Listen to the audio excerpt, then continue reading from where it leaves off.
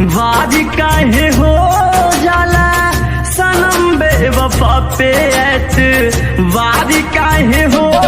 जाला मिलते नजरिया हमके प्यार काहे हो जाला मिलते नजरिया हमके प्यार काहे हो जाला मोहब्बत में दिल बर्बाद काहे हो जाला मोहब्बत में दिल बर्बाद काहे हो जाला मिलते नजरिया हमके प्यार काहे हो जाला मिलते नजरिया हमके प्यार काहे हो जाला।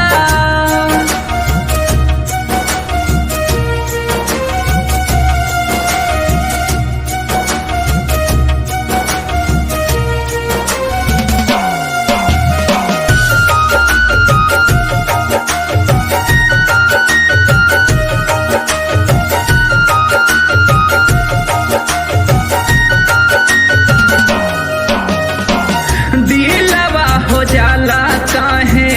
दिल के शिकार हो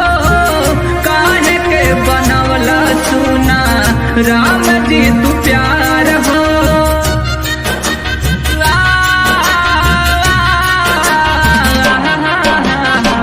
दिलवा हो जाला काहे दिल के शिकार हो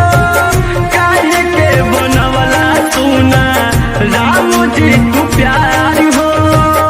गैर अजनबी पे वार काहे हो जाला गैर अजनबी पे वार काहे हो जाला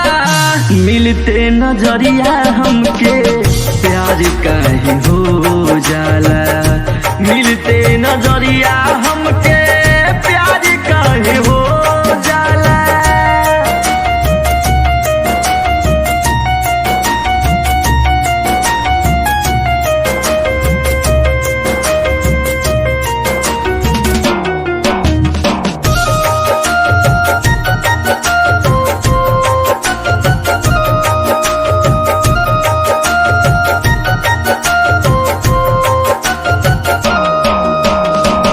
दिलवा दीवाना होला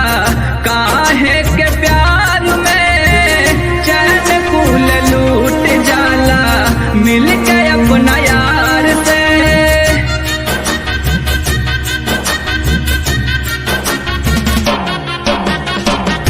दिलवा दीवाना होला काहे के प्यार में चैन काहे लूट जाला मिल के अपना यार से मानवा न माने बेकरार काहे हो जाला मानवा न माने बेकरार काहे हो जाला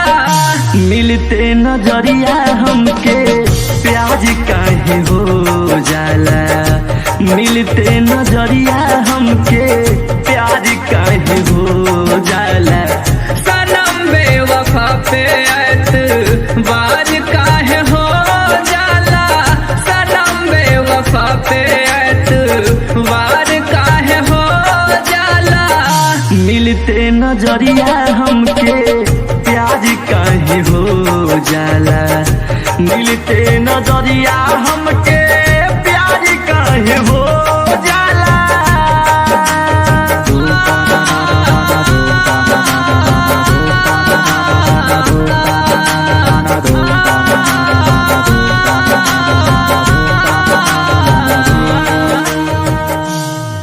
आशा करता हूँ कि वीडियो बहुत ज़्यादा पसंद आए तो प्लीज़ यार लाइक करें और हाँ चैनल पे नए हो तो सब्सक्राइब करके बेल आइकन दबाएं यहाँ पे होगा दबा दो भैया